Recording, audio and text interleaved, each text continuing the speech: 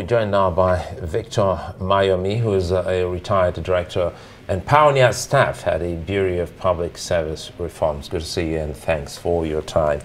I think who better to be here to tell us about these reforms. A lot of people have been speaking about this, and it's coming back to us. And when we talk about civil service, it's quite different from the public service, which is clear here. And many Nigerians have spoken in bad light, as it were, about the civil service.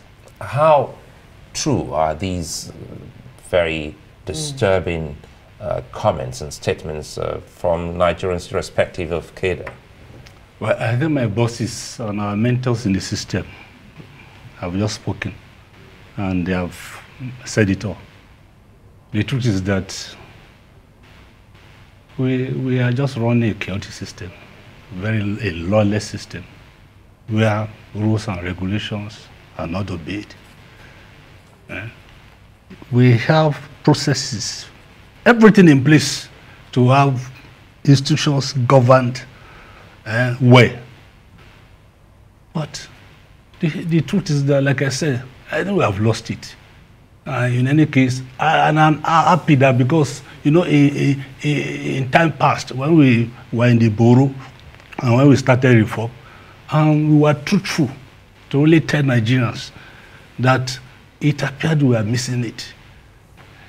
But you see, we have been accused of demarketing the public service. In any case, you see, if you have a challenge and you don't recognize you have a challenge, how do you solve the problem? So the truth is that, you see, we can't pretend we live in Nigeria. So when we are talking, whether you are talking about corruption or lawlessness, we live in Nigeria, they see us. So but if you see something published in the paper that maybe a civil servant has stolen, maybe is accused of making way with about 1 billion naira, you now ask, did that kind of person pass through the system at all? Even if you want to steal, granted that, let's even say you want to steal, what should you spend billions? That shows a system that has broken down. And like you have said, you see, and what is the cost of all these things? If you have leaders across the board, when we went to university, when we were graduating, we were graduated because we were found worthy in learning and character. Learning and character is not only learning, but you see, if you have leaders across the board who are not even learned, and they lack character and integrity, so what are we saying? Very heavy words you've just, used here, and I wonder where exactly one can start from. Where do you even begin to salvage this system that you say is chaotic? You're saying that the system is an enabler of corruption. Where exactly are the loopholes that allow for, whether you steal 1 naira or 2 naira or 2 billion, you know, for that matter? Yeah, well, if you live in a system where good behavior is punished and bad behavior is rewarded, you get to this stage. See, let me, I'm not trying to be modest. I was in university, I was a student leader. In 1981, they subjected to maybe probe. I was the only officer who was cleared of any infraction. And the university gave me a letter. See, he's here. Give me a letter. Are you saying in your time that corruption was actually the norm? If you were the only one, you know, not found wanting? Corruption is, see, what I'm saying, corruption is global. Let's not just maybe pretend that it's only restricted to Nigeria. Corruption is global. But what one is saying is that the magnitude. Right. Like I'm telling you, it's possible to say some people stole a few millions in the past because the system broke down. But we are saying that there's no system. The gatekeepers that have abandoned their responsibility. And that is why we'll wake up and that's why we're taking over 1 billion. Absolutely. So now let's start talking about what was, because we had Frank yesterday, and he recalled during the time we had the super permanent secretaries, and you know, I think it was 15 years ago. Mr. Goke wrote about how it started. 15 years ago was when we started having accountants coming into permanent secretary position, rising in that, and at the end of the day, we just realized a lot of people who should or understand, you know, the numbers were actually touching our numbers. Taking advantage. Taking advantage. And that is why you are angry and displeased. So what truly broke down? What was in place, or what were in place to the extent that it was so difficult for people to actually dip their hands in the till? No, yeah. for example, how did you recruit people in this system?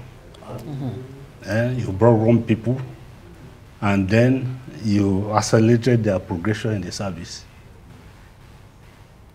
For example, if you graduated on top of your class, and at the time when you graduated, and somebody who graduated 12 years after university was transferred from one state into the federal system and became your senior.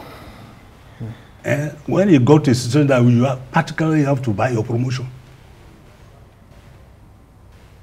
So what are we expecting? Practically buy your promotion. So what I was saying that, you see, in the days when the civil service worked very well, the far lights are not, see, you go, the civil service will go to university, they recruited the best hands, fun-worthy in learning and character. And they were put on a trajectory of career development. So you have to prove yourself. His Majesty Olufala, he became a permanent secretary by 38, at the age of 38, but he existed in service. But today you find maybe somebody who comes from maybe one of the more Nigerian zones of the country, the privileged areas, who comes to the service and is accelerated, he becomes a permanent secretary, and he wants to be there forever. So these stories Let's talk about true. apparently. So no, they are true. They are true because you see, you know, the past is that when you see civil servants, most civil servants don't talk; they rather keep quiet. But in any case, well, my father was a civil servant, and growing up, I always heard him proudly say, "I am a civil servant," and I was proud to be the daughter of a civil servant. Now let's talk about, I mean, you were pioneer staff of Bureau of Public Service Reforms. Apparently you came up with some reforms to correct the anomalies within the system. Talk to us about some of those reforms and what needs to be done. Okay, you know, when Chief Obasanjo became the president, he realized that the public service was in a very bad state. He had even started with a couple of reforms in some other sectors, and he realized that was not really making progress. So he now, it occurred to him that without really reforming the public service, that he would just be wasting his time. And that's why maybe the likes of Ngozi Iweala, Madame Due Process, El Rufai, they came on board from the bureaucrats, from the bureaucracy, Yahya Ahmed, Ghazali, and the bureau. And we work together, and across a number of thematic areas. We had a reform the financial management system. There was a lot of HR. We brought IPs. We did a lot in terms of budget reforms, in terms of accountability reforms, in terms of maybe dealing with issues of corruption or pricing. So we dealt with all those kind of things. But what really happened was that when Obasanjo hesitated, we dropped the ball. Successor administration didn't go at the same pace. And the now reformed, the now new managers who came on board, definitely they didn't even get, they were not even given the support of the political leadership to be able to make any difference. So, and you know one thing about reform, if you go into reform literature, if you are not ready to really reform your system and make it better, don't start it. Once you start off and then you are abandoning along the line, it becomes worse. And that's what we have seen. So, and the gentleman in that report actually talked about the bandwagon effect of corruption in public service. It points to the point you made earlier, you know, that if bad behavior is not punished, I mean, you're telling the next man to go ahead and do even worse. But I don't agree. How bad is that bandwagon but I don't effect? agree with the earlier guest, because he tried to paint the picture as if from maybe independence era to date, everybody who passed through the system had been corrupt, had been bad. No, I don't really share that. Some of the finest minds you can ever find in Nigeria, they're in the public service. And I'm on here right now, and I'm telling to anybody in the world, So how can no, we no, How can we fix it? How can we fix it? So I would like to use the word the glory or golden days of civil service. Yeah. So how can we get back to that? Go and look for the little falayes, Asodu, Aida. They are in the service. But they end up being an assistant director, deputy director. Sometimes they don't even get. I only managed to become a director when I was almost retired. Are you saying that, for instance, the good guys trained, well equipped to actually drive the processes and not actually elevated to that position to make such decisions? Absolutely, they are not the decision makers. So it's a tail wagging the dog situation in Nigeria's public service. Wow. Absolutely. So how can this be remedied? You see, one thing about leadership, we were in a Kappa conference in Malaysia maybe some time ago, and their own secretary of government came and delivered a paper on leadership. The most important factor he emphasized was currency of character, integrity. But you see, if you want to appoint somebody, he needs to know somebody in National Assembly, he knows to know a governor, somebody has to pay money to push him. How do you run a country that way? When I started working with El-Rufai, I was amazed at his level of intelligence. Well, people say some people are from one part of the country, they are not deep. When I engaged with El-Rufai, I saw the mind that was very deep.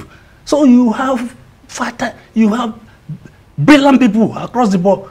You have them in the civil service.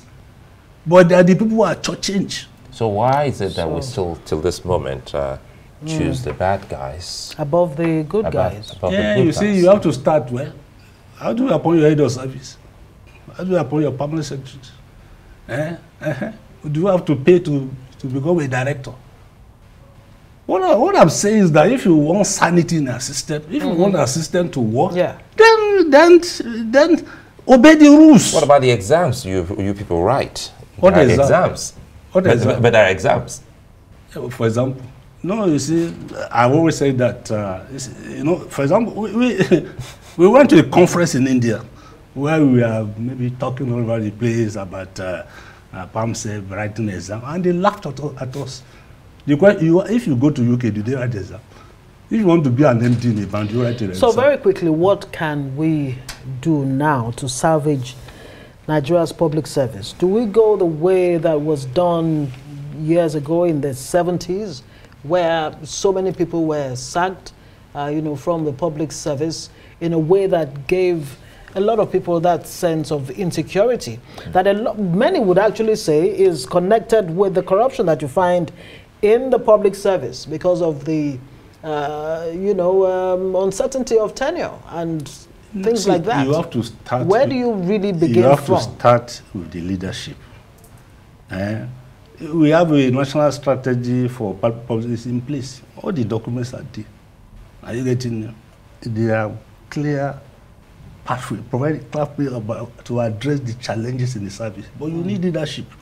Right. Because you see, the truth is that you see when the president is in, everybody is blaming the president. You see, the work of a politician is to say that this is my vision. It's the work of the bureaucracy to shape that vision. One with the political class. So what I'm saying that number one, you need to fix the leadership. Number two, you need a coherent plan, and we have it in place. Right. Get capable hands who will implement. Then number three, there are a number of people, maybe retired people who are very cerebral, who are systems people who really understand stuff. Bring them to enrich the quality of decision in government. So if you don't do that, and if people in government feel that we know it all, we can do it the way, or maybe we have succeeded in one area and we can do it in Abuja, then you have complications. What I'm just saying is that, you see, everything that we need to do to fix the system to me, we have already, the menu is there. Right. Is to get the right leadership to really work on it and make sure and actualize it. Right, and not pay lip service to it. And not pay lip service. Victor Mayomi, Pioneer Staff, Bureau of Public Service Reforms.